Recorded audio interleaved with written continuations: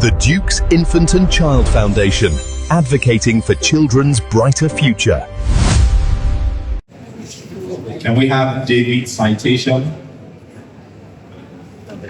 Addiction counselor, psychologist, and youth development strategist based on her decade of experience in substance abuse prevention, treatment, and recovery. He holds a degree in economics and applied social psychology and has received advanced training at the UNODC Colombo Plan and the University of Washington. He is the Enugu State Coordinator of the International Society of Substance Use Professionals, ISOL, Nigeria, Chairman of the Board of Trustees at the Association of Advocates Against Alcohol Harm, Nigeria, and an active member of organizations including the Community Intervention Network for Drugs, Drug Free World, National Drug Law Enforcement Agency, NDLEA, as a War Against Drug Abuse Ambassador of the World Federation Against Drugs, and the International Substance Abuse Addiction Coalition, ISAC. David is a project director of the Live Free Initiative, founder of the David Folaranmi Foundation, and a vocal advocate for drug use policy reform, TEDx speaker, and a John Maxwell certified coach. He comes almost widely and has been recognized internationally for his work. He is married with 3 daughters. Ladies and gentlemen, David Folaranmi, founder, David Folaranmi Foundation. Good afternoon, everybody. Shine the light. Shine the light. And shine the light. Put your hands together for yourselves. Yes, I'm excited to be here today. I was not supposed to be here, but then I got a call a few days ago that said, wow, you have to be in America. And so I had to go by sea, go by road, go by air, go by train to be here today. Put your hands together for me. I entered all the means of transport just so I can see your beautiful faces, just so that I can interact with you. Today is a special day. Put your hands together for yourself. Yes, and I want to say a big thank you to the previous speaker. In the few minutes I listened to her, I learned a lot. I learned a lot. I hope you are taking notes down. I'm not here for jamboree. I'm not here for party. I know in this part of the world we like party. Drop us. I'm there. Party. So today we're going to mix a little bit of gaining knowledge with, because there's going to be food. So there's still a little bit of party. Is that okay? So let's go into what I have for today very quickly. I'm sure most of you would have been told that we've been to several states of the country, and in most of those states, I have been asked to speak on drug abuse among the young people. Drug abuse. How many of us believe we have a drug problem? Drug problem. We've serious one. Thank you, sir. This guy said serious one. We have a serious problem. We thank God we have men of the force and paramilitary here. Let's put our hands together for them. The people that make our lives safe, our property safe. Well done. I'm sure they will also testify to the fact that we have a problem with drugs.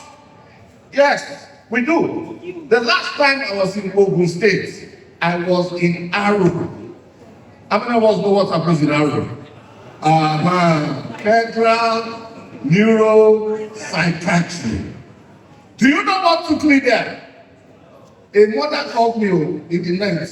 She said her only children, a son and a daughter, they found them in their room. They have passed out from taking colos. Do we know colos? Oh, you don't know. Okay, do you know Igbo? You know Igbo? Igbo name. From the senior brother of Igbo is what we call Unculus. So the mother called me. She said her son and her daughter, the only 2 children that she has, 2 of them were found almost dead in their bedroom with colos that they had smoked. So they had rushed to admit them. They were from one of the universities in the state. I won't call the university. So that people feel that I'm the marketing in the university. So I came. She said, please, sir, what I text you to do? Because that's the work I do. I work with a lot of young people who use drugs. So, Papa, I went to the airport, got a flight to Lagos, from Lagos to Arrow. And I went to see them. One, 21 years old, the other, 19. Now, it was the girl who is 21 and I thought her brother who is 19.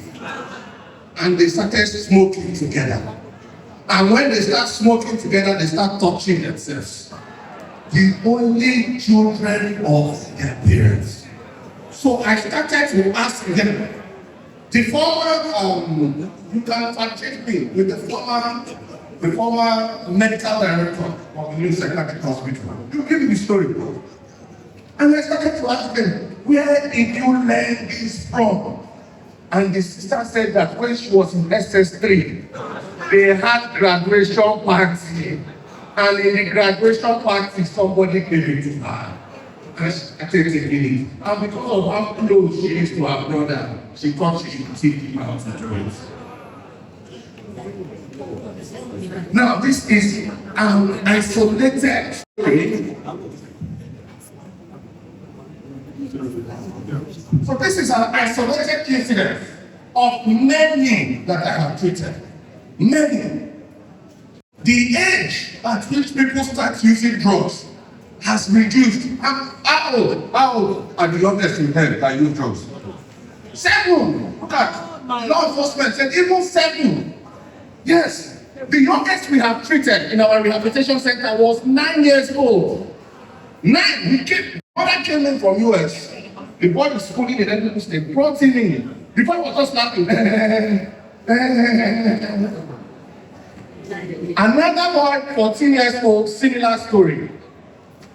When we went to the school, first of all, I asked the boy, do you smoke? He said, no, sir, I don't smoke. I said, but we did a drug test on you and it's showing that there's Igbo in your system. That means you smoke. He said, sir, I didn't smoke. The boy now started shaking as he wanted to beat me. So under my table, I have one bell. So I pressed the bell, so my security came. So I said, okay, now I have security. Or I talk. He said, sir, I did not smoke. He was shaking. Then I asked him, I said, what have you taken today? He said, he has eaten only cake. And I said, oh, let us start from there. Who gave you the cake? He said, he buys it from another student in school. JSS3 boy. We went to that school, there are 25 in that class. We did a test on all of them. 19 of them were positive for drugs. 19 out of 25. And I asked the principal, and that's why we're here today. I asked the principal, you mean your teachers are not trained enough to understand the telltale signs that when they started taking this thing, somebody in the classroom should have noticed it. And somebody should have said, Bayo is not acting normal. There's something wrong. And then start an intervention to help that person before it develops into a mental health problem. How many of us know that addiction cannot be cured? Sir? Only when? Thank you. Are you a doctor? And he said only managed. And that's the truth. Addiction cannot be cured. And that is why we must invest in what? Prevention. Say with me prevention. Say with me prevention. And that's part of why we're here today. A lot of young people are dying on the streets because they didn't have parents, they didn't have teachers, they didn't have religious leaders, they didn't have law enforcement officers who understood how to prevent drug use or other forms of addiction. Now, the organizers of this summit have said we should expand the teaching from just drug abuse to addiction in general. So today, very quickly, I was speaking on understanding addiction in young people and how to prevent it. Understanding addiction in young people and how to prevent it. For every stakeholder seated in this hall today, it is your statutory responsibility. Put your hand on your chest and say, it's my responsibility. Say it like you mean it, it's my responsibility to prevent addiction in the young people around me. It's your responsibility. It is your responsibility. For every parent here, every teacher, every legal guardian, you're doing a great job. But until you understand how addiction destroys the lives of young people, your assignment is not complete. Let me tell you a story in 1 minute. I was a drug addict for 7 years. I was walking the streets of Abuja naked. Now, before that, I had the fourth best results in JAMB in the country. Fact check me in 2002 JAMB. They wrote JAMB only once a year then. So fact check me. I was born and raised in the church, very spiritual parents, had very good academic performances, but my parents, my teachers, my spiritual leaders neglected prevention, and 7 years of my life got missing. In that period, I lost 4 of my friends who died from drug overdoses. My university was in Ogun State, Covenant University. A lot of people will assume that if you go to that university, your life is safe. I mean, one of the people that died was my friend from that university. That died of an overdose. Yes. I finished in 2007, the second set. 4 of my friends died from drug overdoses. So that was me with an excellent result, which is why, like the previous speaker just said, we should stop paying attention to only academic performances. It's a mistake we make. If not, you raise intelligent problems. You raise people who are brilliant enough to kill you. Since that's what you're looking for, first position. Huh? Last time my daughter came third, and I wanted to shout. My wife said, hey, hold it. Hold it. Then I remember it's not by we who came in first. Academic brilliance is good, true of us. Very good, but it is not enough. Let me focus on my teaching. No, I'll use story and finish my time. How many of us here know a young person who is struggling with addiction? Let me see your hands up. You know a person, any type of addiction. Any type of addiction. Yes, we're going to get into that. So now, let's take the definition of addiction according to the World Health Organization. Right? Whatever it is I teach here is evidence-based, born out of years of research. So, addiction is a chronic relapsing brain disorder or a disease. A chronic relapsing brain disorder. Addiction is brain. A chronic relapsing brain disorder. Relapsing. This definition is very important because we're going to get into its components very soon. A chronic relapsing brain disorder characterized by the compulsion to engage in a behavior or consume a substance irrespective of its known consequences. I'll say it again. Addiction is a chronic relapsing brain disorder characterized by the compulsion to engage in a behavior or consume a substance irrespective of its known consequences. Who got the definition right? Apart from you, apart from our speakers. You are very sure you know it. You got it right. Come out, please. Come out. It's only a sound I saw. One house, you got it. Click them out. Run, please. Okay, one lady, come out. 3 people, that's all. It's okay. It's okay. Papa, good afternoon, sir. What is addiction? Addiction, definition.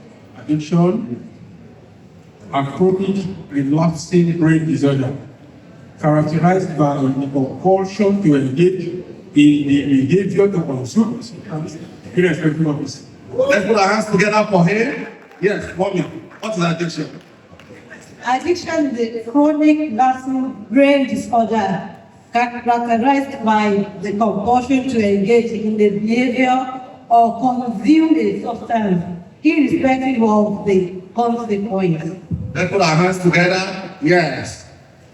Addiction is a chronic relapsing brain disorder characterized by the compulsion to engage in the behavior or consume a substance irrespective of its known consequences. Let's put our hands together. So for 3 of them, I'll give them 5K each to add to their transport when they're going. 5K each. Now, it's important we understand the definition of addiction, because a lot of us have begun to think that addiction is a behavior.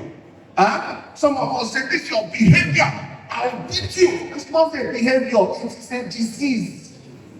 A group of professors sat down from Harvard and did a proper research on the neural pathways and everything that has to do with the human brain, and determined over years of research that addiction is a disease. So, sir, when the person keeps doing the same thing and he cannot stop, and he knows that he will enter trouble for doing that thing, the person has a disease. The person is sick.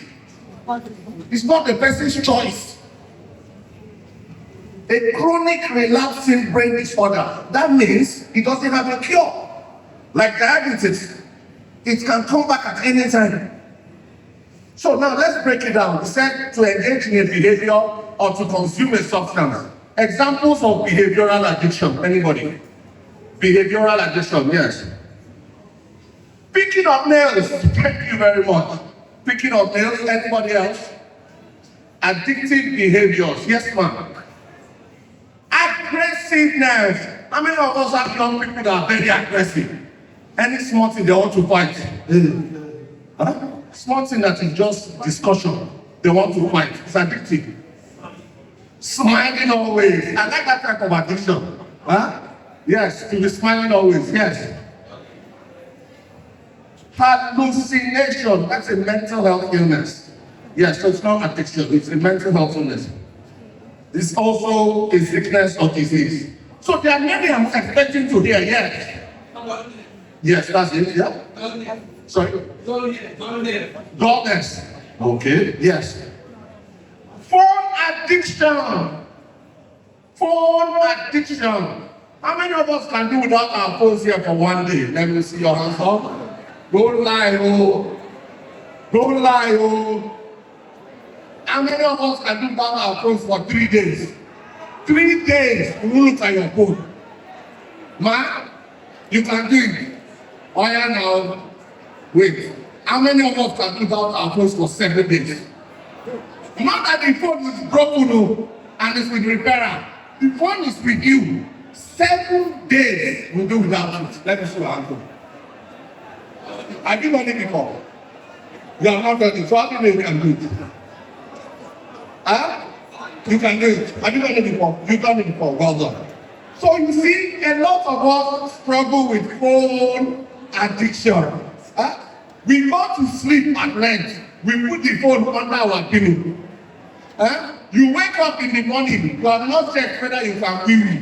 You are carrying your phone, and you have replied to WhatsApp. You have not said your prayer, but you have checked your phone. It's an addiction. No, you need help. We have room for you now and we have.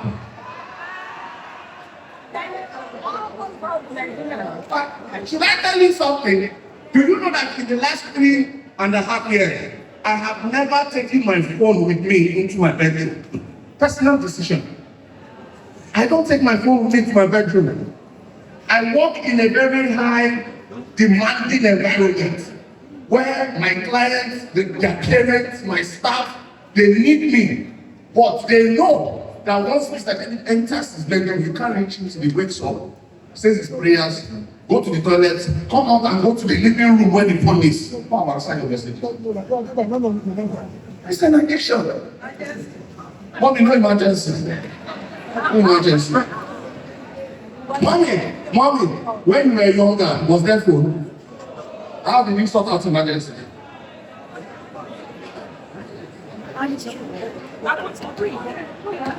So, Another aspect of phone addiction is social media addiction. And now I heard that there's a pandemic going on among our mommies and daddies. They say that people are addicted to TikTok. People are always scrolling. You are enjoying the TikTok now. They say it's the mommies and daddies now that are on TikTok. Is that true? Okay. So let's be aware of some of this. Behavioral addiction. Any others? What quite a number? Yes, sir. Masturbation and pornography. That's one of the most serious behavioral addictions. Pornography, the viewing of naked images, right?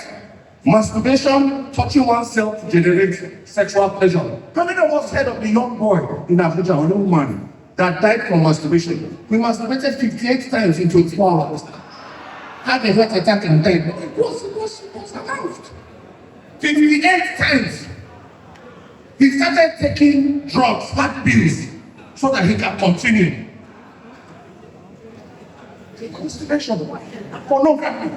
There was a time we called to a situation in Enugu State. A student during WAEC was masturbating in the classroom during exam. When we asked him, he said he was under pressure. The exam was giving him stress. Now, do you know something? That's why this sort of something is important. Do you know what he said to me? He said he had checked, we were counseling him on masturbation. He said he had checked ChatGPT. And ChatGPT said it was okay to masturbate to reduce stress.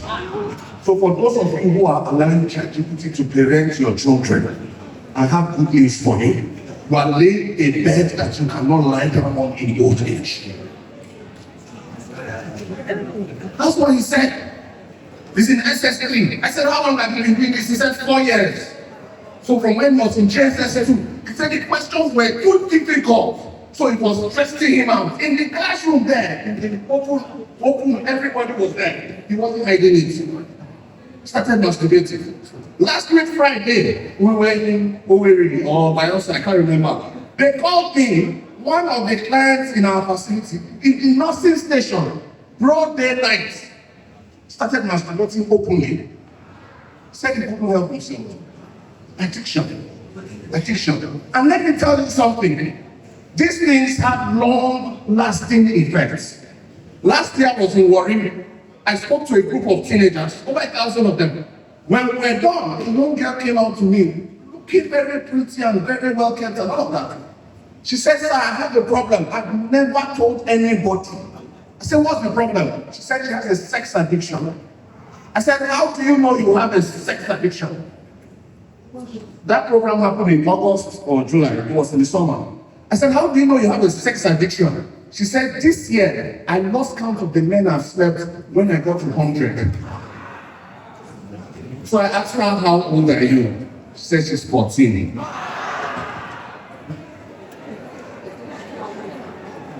So my body started shaking.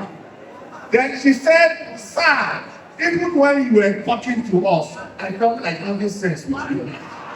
So hold on, because we must do what we call root cause analysis. So when did it start? How did it start? She said when she was 4 years old. Hold on. She said a house girl in the house introduced her to pornography on her phone. She said when the house girl is doing work, I was surprised at 4 years old, you can remember, she said the house girl will leave her phone with her and she'll be watching pornography on the phone.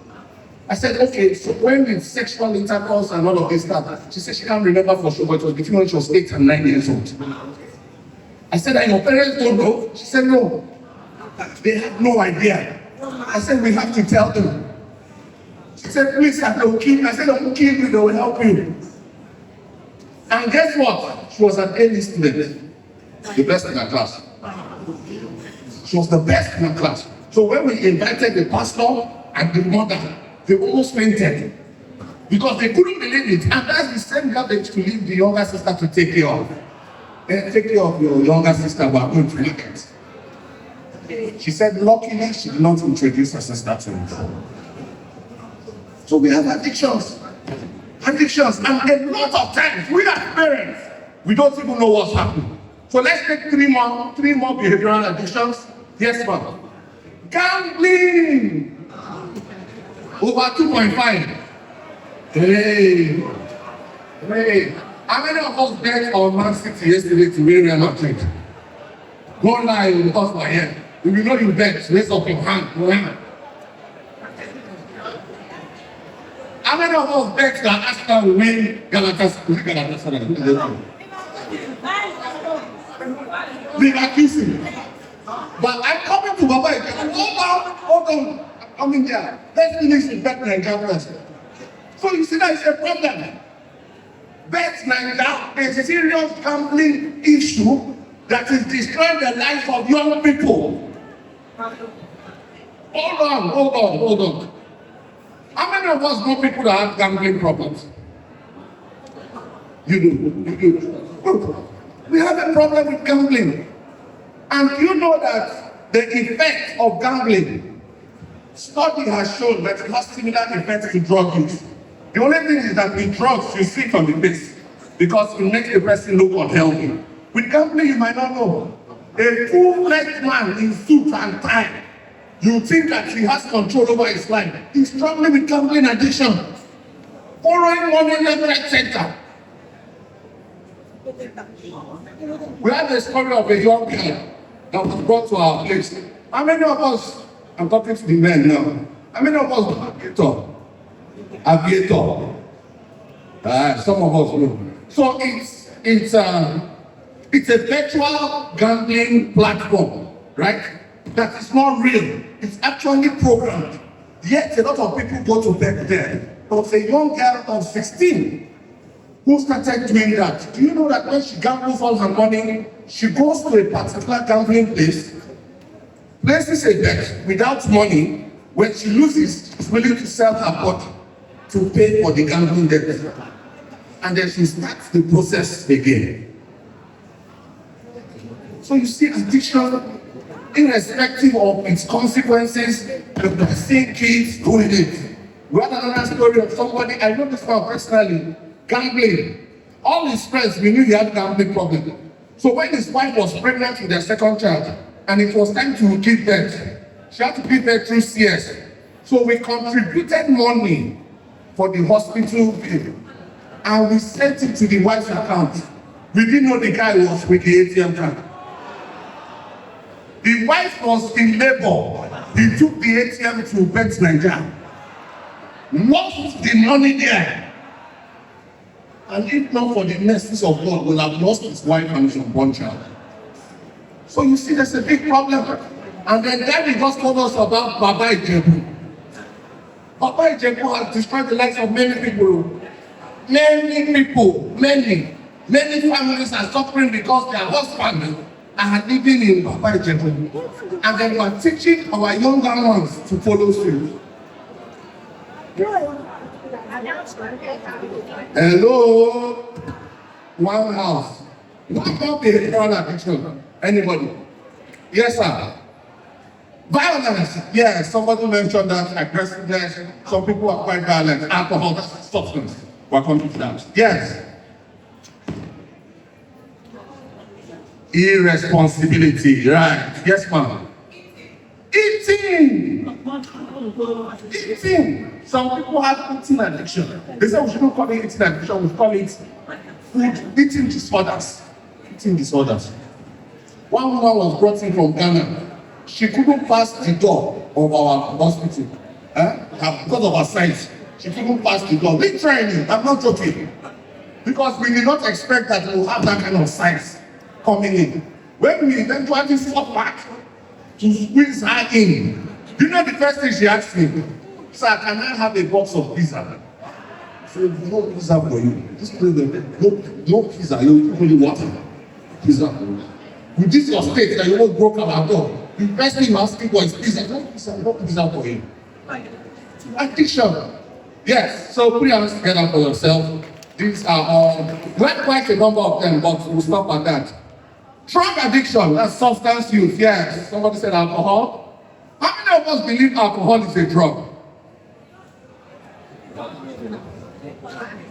If you say alcohol is a drug, say I. If you say it's not a drug, say nay. Okay, the lines have it. I am going to make a good selling process. I'll just like them say I sound it. So alcohol is a drug. What is a drug? Let's start by that. According to the World Health Organization again, not according to Mr. David, according to the World Health Organization, a drug is any substance. A drug is any substance, illegal or illegal. When taken into the body, it affects the brain and the spinal cord that combines to make the central nervous system. Any substance, legal or illegal, when taken into the body, affects the brain and the spinal cord. It alters the way we think, the way we feel, the way we behave. Anything that you take that changes the way you think, the way you feel, the way you behave, is a what? Is a what? It's a drug. And of course, it has the potential to cure, heal, treat, or prevent diseases. Should I take it again? A drug is any substance.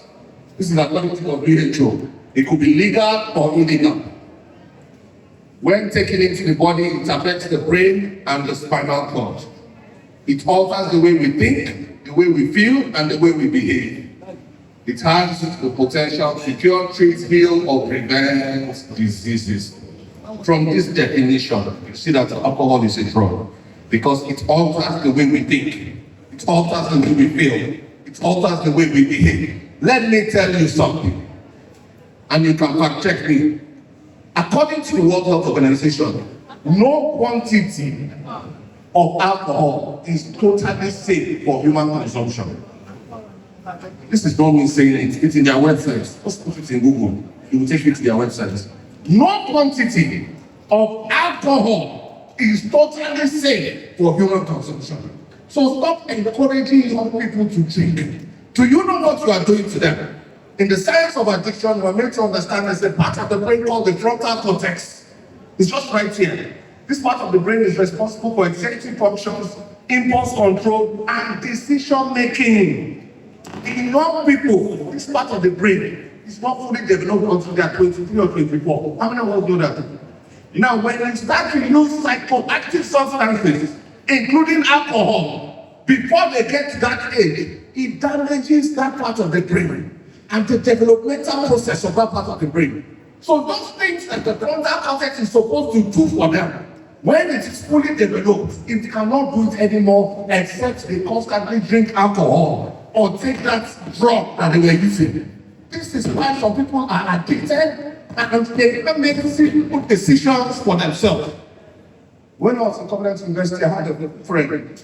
He was expelled in our 200 level for using drugs. 21 years later, he was expelled in 2004. 21 years later, in 2025, his family brought him to my rehabilitation center. They said, sir, you can't be doing these things you are doing, and your friend from school for over 20 years is almost dead. When we saw him, if you blow him with breeze like this, the breeze will carry him. I looked at him and hugged him. I said, let's start the process. But I knew there would be a problem because I knew that when he was young, the same family that brought him for rehabilitation used to give him alcohol. He used to tell us when we were in school that the father will share alcohol for them and say he wants to see how they will behave when they drink the alcohol. That same father died because of this addiction problem. It was after his death, he brought the boy to our place. And then when we started treating him, I now found out that the problem is this same frontal cortex is no more working. He can't make the simplest of decisions for himself at 41 years old. You still ask me, Mr. David, does this shirt go with this trouser? Can I wear it? Mr. David, it's 9 p.m. Do you think I should sleep now? The executive function aspect of his brain is damaged. He's not taking drugs anymore, but the long-term effect is still suffering it. He's still suffering with it. Impulse. Everything he does without thinking. He does without thinking because he has damaged that part. So please, if you belong to the category of people who think it is safe for young people to take alcohol, stop it! Just sachet alcohol. Should we go there? Or I should leave that one? We are trying to ban it. That has not been banned for it. By the grace of God, I am the chairman, board of trustees, advocates against alcohol harm in Nigeria. Do you know that most of those sachet alcohol drinks you are consuming, they are consuming ethanol. They're not even taking alcohol because it's not distilled. It wasn't brewed. It was pure ethanol that you are taking. One day, go to the market. Those of us that are women, everybody goes to market. I go to market for my wife. One day I told her, what did you do with the money I gave you? She said, babe, go to market next week. So I went to market and I came back and said, I'm sorry. You can continue going to the market. So everybody goes to the market one day, buy meat, cow that they just killed. Ask for the kidney. Buy small portion. Then buy one of those sachet alcohol and pour it on it. Then pour it on it, and you see what we are consuming as human beings. It is terrible. It's terrible. One day I was in Ghana for a conference. They called me from my rehab. They said one boy, this boy was deported from UK for crimes committed because of drug use. He had defied all odds. And they deported to our place and we started making progress in the rehab. The father called and he wanted to visit him. I said, okay, you can go. This was about 4 months into his rehab.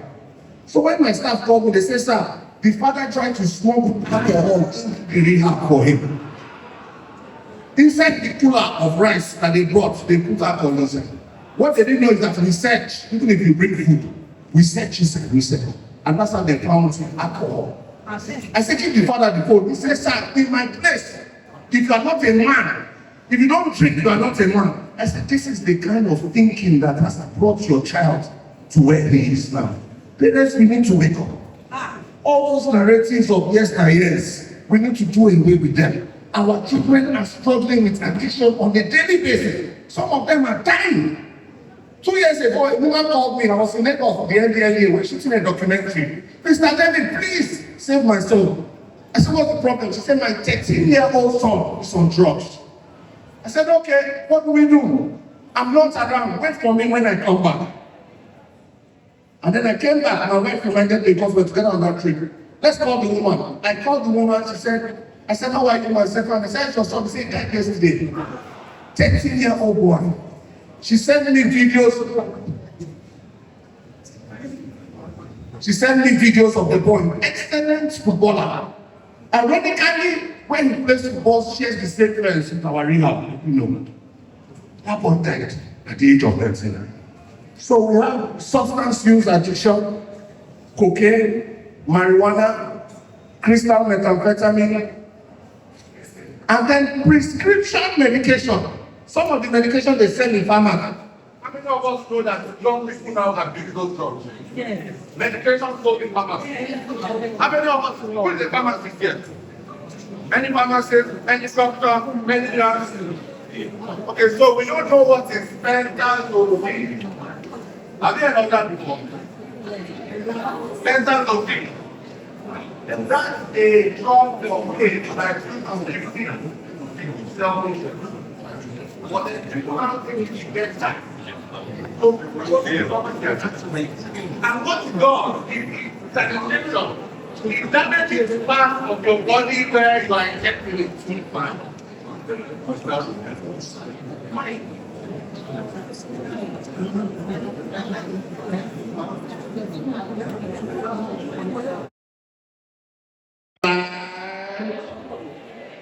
Shine the light. Yes, well, welcome back to our great country. I heard that they don't like to many parts of the country. Is that correct? May God bless Nigerians. Amen. Okay. So we're going to continue very shortly so we can make some progress on our close. How many of us know what this is? Hello? How many of us know what this is? So we should be very careful with these things. It's very unhealthy for us. Despite what is contrary to it. So I was talking about prescription, medication, addiction. So some people, those same medication that is sold in pharmacies or given in the hospital to make us feel better. Some people still use it to get high. And sometimes it has very serious consequences. I was giving an example of pentazocine injection that is used in treating sickle cell patients. It helps them, sickle cell patients. But what it does is that it numbs the body, so when they are having a crisis, they don't feel the pain. So what people started doing is they go to pharmacies, buy the injection, inject themselves to numb their bodies, and then they get addicted to it. We currently have a 64-year-old nurse.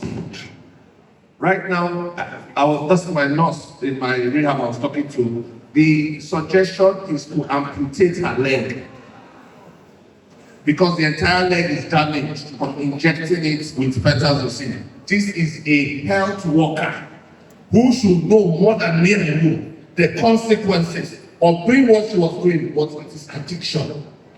She couldn't stop. She retired as a nurse. So she knows everything about it, yet she kept on injecting her leg.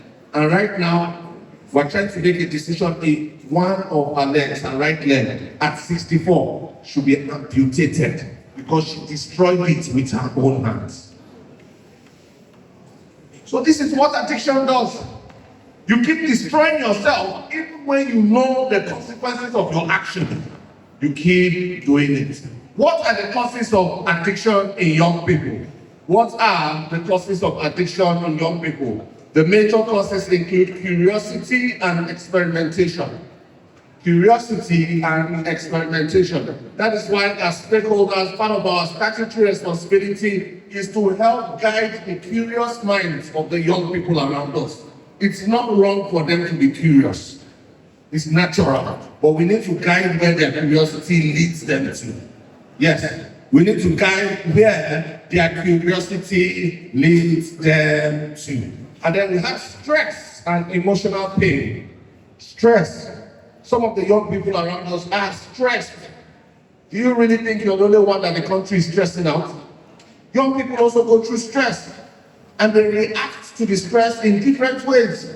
Somebody will tell them, okay, they are stressed, why don't you take this? It will help calm you down. And before you know it, they started. So it's your responsibility as well. Trauma or abuse. Trauma or abuse. In trauma care therapy, we have what we call healing the inner child. A lot of people who are walking around are suffering from one form of trauma or the other. And this can lead them to using drugs. This can lead them to using hard drugs.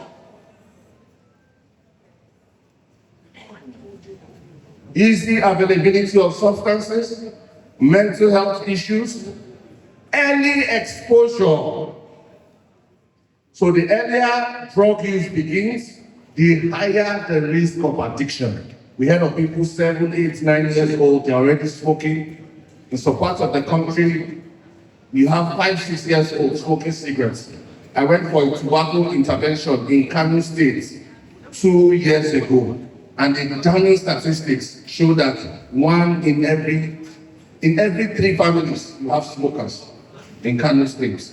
In every 3 families. And you have people as young as 5 years old or 6 years old smoking cigarettes. Now, we talked about different types of drugs. We missed out on the unorthodox drugs, the ones that are not common. How many of us know that people sneak stuff away? Hello, you know that, right? You know that they put their head in pit latrine, they cover it with a towel, and they inhale in, and then when they come off, they go,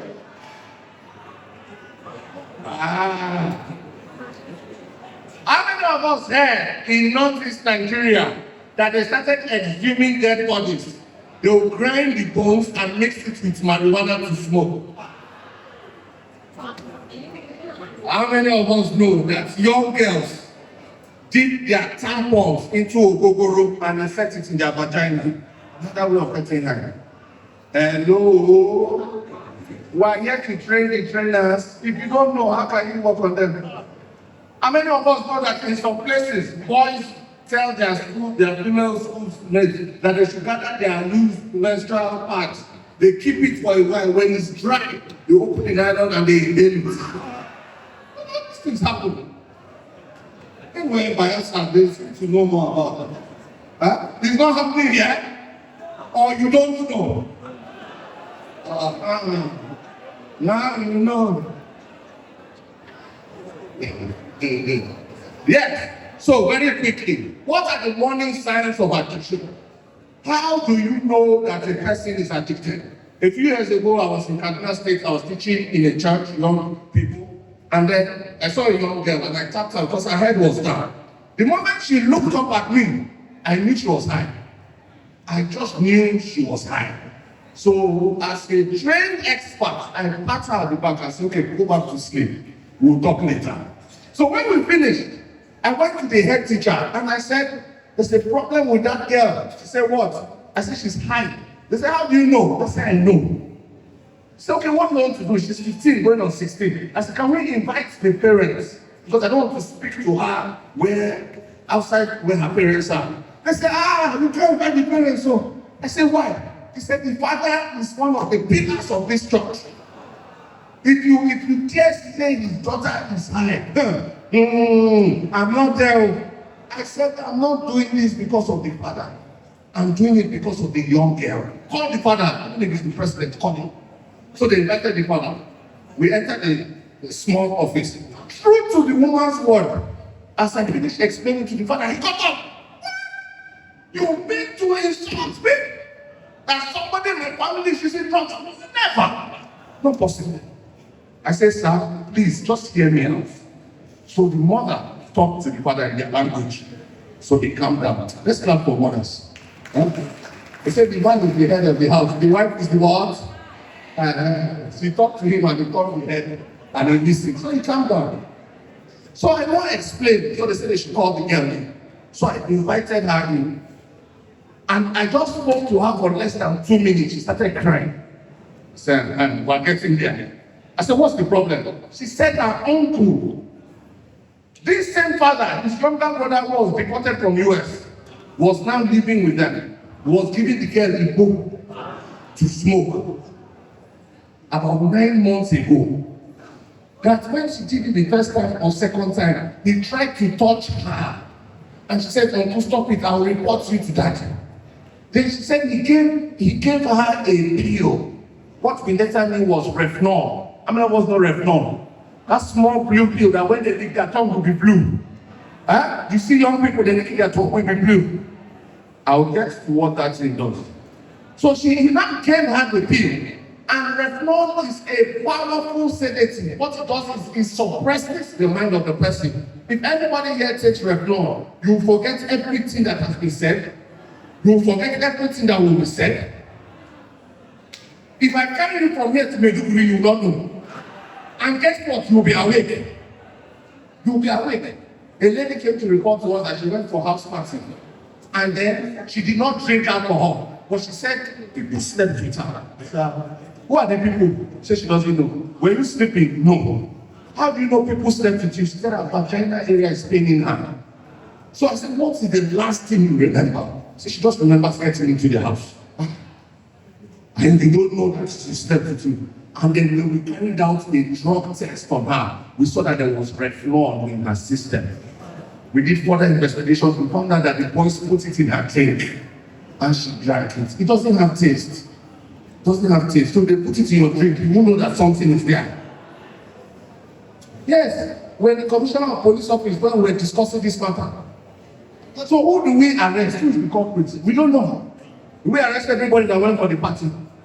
We don't know because the girl can't remember. That is why you should train your young daughters, especially if they are getting up from their seats in a party, even if it's one time.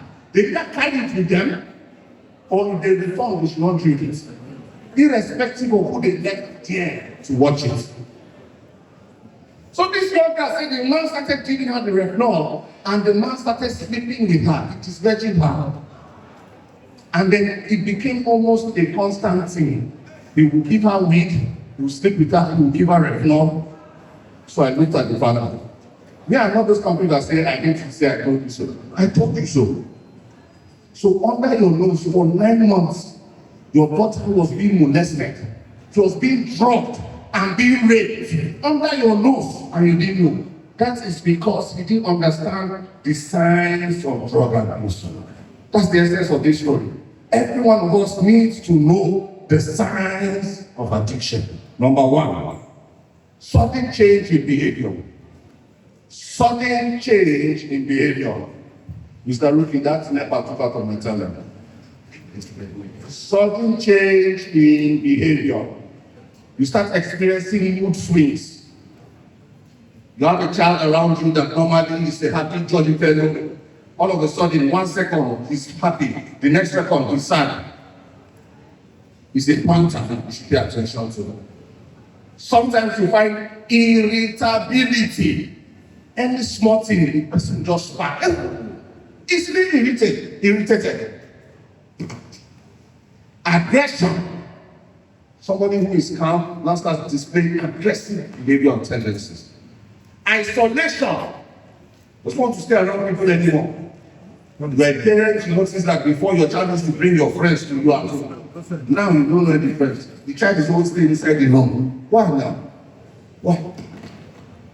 Sudden drastic change in behavior. Pay attention. Pay attention. Number two, I hope we have teachers here. When there's a decline in academic performance, they start failing in their grades, loss of interest in school, no motivation to do anything that is beneficial towards them. They start skipping classes, showing signs of defiance and truancy. There's a change in friends. They're not secretive about their new friends. They start avoiding old friends, because when you start using drugs, if your old friends are not using drugs, you wouldn't want them to know. So they start avoiding those friends. Refusing to introduce friends to their parents. My first daughter is only 5, I know all her friends. When I speak to her now, once I finish, because she'll have finished school, I will ask about her friends one by one. Guess what? I just stop there. I know their families. I know their families. You can't be my child's friend and I don't know who you are. No. There was a day they did graduation. I don't know the place in the generation of graduation from nursery to primary. As soon as they said they are doing it, I went. And I was carrying her, showed me this. So she carried it to one of her friends. And then I saw the mother and I saw the elder brother of the friend. The brother had tattoo. So I took my daughter, I said, Zoe, Daddy needs to tell you something. She said, what? I'm the present entirely. She said, Daddy, I said, don't worry, you understand. Then today this friendship is broken in the name of Jesus. Daddy, hey, you can't be friends with her. When you grow up, I'll explain to you. It's work. When you find out that your children are not introducing you to their friends, they are hiding something. They're hiding something. So the secrecy and telling of lies, for those who have phones, because my children cannot have phones here, but for those who have phones, they start hiding their phones. They start hiding their phones. You need to pay attention. They start locking their doors frequently. They start being defensive. Loss of interest in activities. The things they used to enjoy before, they suddenly stop enjoying it. Change in sleeping pattern. There are some drugs that make people not to sleep anymore. Insomnia. When I was taking drugs, there was a particular time for 7 days I didn't sleep. 7 full days. That's why I know that I can fast 3 days dry fasting. I didn't sleep, I didn't eat. When I got married to my wife, I told her to fast for 3 days. She said, I said, don't worry, I'll do for you. Because I know it's possible. They don't sleep. You hear your children making noise or walking about by 2 a.m. and you just ignore it. It's a problem. And then also, what if they start sleeping too much? It's also a problem. Staying awake all night, sleeping excessively. And then when there is unusual smell, that's why I used to have my laboratory when I'm coming, but I didn't know I was coming here. I'll brought it. And I'll show you people examples of drugs. And then those that want to know the smell, I'll tell you, come and smell it. It's good to know. It's good to know. So that when they pass you with that smell, you say, hey, come. It's not perfume. They're taking something. It's good to know. Physical signs, they start having red eyes. You see your children with red eyes. Even though some of them now, they found the solution for that, they use Vicin. So when they smoke, they buy Vicin and put it in their eyes, so it clears the red eye. You know these tricks. We know these tricks. When you see red eyes, pay attention. Poor hygiene is not taking their bath. Sudden weight loss or weight gain. Sometimes having nosebleeds. Financial issues, they start spending money, constantly asking for money. Things start getting missing at home. Emotional changes, depression, anxiety. Mom, what's happening next week? Mom, what's happening next month? They become chatterbox. Talk. Extreme anger. Now listen, you can't just pick any of these signs when you go home and now see that, for instance, your child is getting angry. Say, They told us. Please don't. That's not what I said. Huh? Huh? When you see it, you observe. You pay attention. When it repeats itself, you call the child and have the conversation with the child. Huh? Moreover, when the child starts using drugs, that's not the time to shout. That's not the time to be judgmental. That's the time to have an honest conversation. Because the way you react can be the determining factor if that child will be stop at experimentation or go into full-blown drug use. Risk factors. I'll close another 5 minutes. Risk factors. Risk factors are those factors outside the control of the children that make them susceptible to using drugs. What does this mean? Risk factors are those factors that it is not the children's fault, yet it will make them stand a chance of using drugs. One of such factors is genetic factors. Again, a group of professors in Harvard University sat down, studied the human mind in the science of addiction, and they determined that addiction can be passed from one generation to another. And I have seen that happen many times. Many times. Grandfather, alcoholic. Father, alcoholic. And then the son will finish one bottle of Jack Daniels and will drive from here to Lagos. He doesn't affect him. It's in his blood. It's in his genes. Why do you think you see somebody and say his head cannot carry it, but this one can carry it? There's something in the person's makeup that makes him to be able to carry what another person cannot carry. So when 5 minutes up, so when you find out that a young person who is using drugs, or you have a young person around you and you find out that there's a history in the family, pay more attention to that person. Let me run through these risk factors very quickly. The reason we're teaching the risk factors, so they are a bit different from the causes, is because this is not the fault of the child. It's not the fault of the child. So if you're a teacher, a stakeholder, law enforcement, you find out that the child belongs to the cycle of these risk factors. It's not his fault. You need to pay more attention with protective factors. Some of the risk factors include genetics, which is family history of addiction, childhood trauma. You have a child around you who has struggled with trauma in the past. You should help the person. Mental health challenges, low self-esteem, etc. I can't go through all of them. Advantages of early intervention. Early intervention will prevent addiction from developing.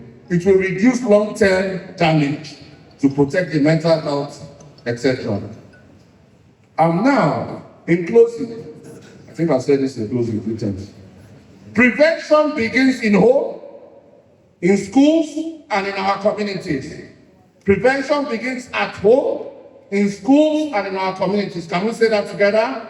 Prevention begins at home, in schools and in our communities. There must be strong parent-child relationship. I've also discovered that 7 to 8 out of 10 of the people in our rehab lack a proper relationship with their parents.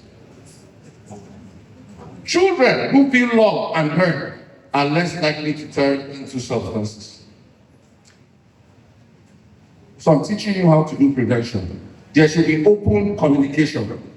Talk about drugs early. There should be the drug conversation. It's important. It's as important as the sex education, if not more important. Because no matter how much you teach sex education, if that child goes into drugs, all that sex education is out the window.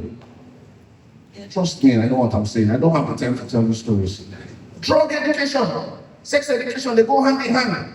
Some men will say they are shy to teach their children sex education. You can't call this. Huh? But in the night, you are not shy. Huh? In the night, when you are disturbing mommy, you are not shy. But to teach your children what will save them a lifetime of pain and horror, you say you are shy. Say with me, I'll change from today. So this conversation should not just be a one-time conversation, it should be a regular conversation. Teach your children life skills, decision-making, emotional regulation, how to resist peer pressure, very important. Monitor technology and social media. Be a good role model, that's very important. Be a good role model. I'll close with this story. Last month, my team and I went to visit the Commissioner of Police in Enugu State on a courtesy visit. And then when we got back to the rehab, I met a group of policemen. Huh? It's not this type of fine ones. So. You know anti-robbery squad? You know those ones that, I don't think they have this blue uniform, those anti-robbery squad, I'm not sure. They wear black jackets and black t-shirts. Then they have dada. Then they wear earring. Then their trouser is reporter. Then their gun, they still tie red rope to it. I met almost 20 of them in front of my office. In fact, I wanted to drive and run away. But I said, what kind of leader will you be if you live in the time of despair? So I came down. I was afraid because I came down. I said, what's going on here? Who's the leader? They now showed me one guy. I said, what's the problem? They said, you kidnapped somebody. I said, me. Kidnap them. They said, this is a rehabilitation center where we help people. So he brought out a picture of a boy. I said, I know this boy now. He said, you kidnapped him. I said, we didn't kidnap him. His auntie brought him here. He went through the entire process of admission. Everything. I brought out his files and everything. Then he showed me a letter from the commissioner. The commissioner minuted on that letter that the father wrote a petition to the commissioner. The commissioner minuted that they should act with swift force to rescue the kidnapped victim. So I quickly got on my phone and started calling the commissioner. But he's a Muslim, they were praying at that time. He wasn't picking. So I showed the guy the picture. I said, look at what I'm doing. I'm just coming from the commissioner's office. He said, well, there's nothing you can do. For that, you will pick the boy. Huh? When you get through to the commissioner, come and meet us in anti-kidnapping squad. I said, So I called the boy. He was having a kidnapping session. I called him. I said, take it easy. Your father wrote a petition, blah, blah, blah. You have to follow these people. So they went. So the commissioner called back. I said, this is what happened. He said, I didn't know it's your place they're talking about now. I said, yes. He said, do you have all the documents for us? I said, yes. He said, okay, come tomorrow. So I went the next day. And then the father and the mother were there in the commissioner's office. I was there with my lawyer. Because you can't trust this Nigerian police. Or they'll just move me. So I went with my lawyer. So, and a very good lawyer that knows her work. So we started talking. But the commissioner asked the boy, do you use drugs? He said, yes. What drugs do you use? Cocaine, heroin, polos, all the list. The boy is 18 plus. So they asked the boy, where did you learn to use drugs from? He looked at his father and mother. I said, from my father and my mother.